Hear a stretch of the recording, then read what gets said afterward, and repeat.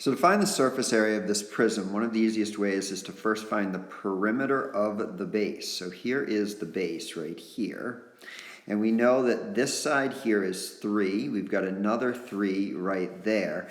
This one doesn't have a measurement on it, but we know that this whole side here is 6. So since that's already 3, this one is also going to be 3. And then we've got another 3 right here. Then we have 6.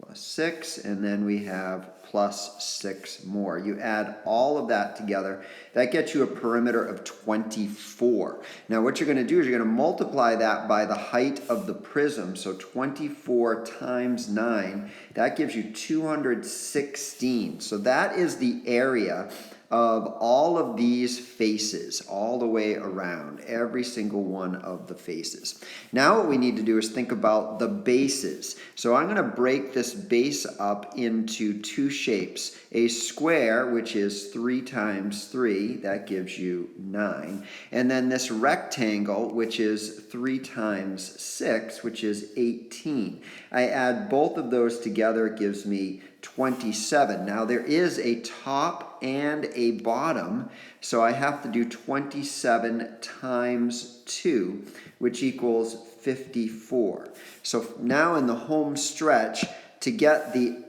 entire surface area, I've got the 216, which is all the part in yellow.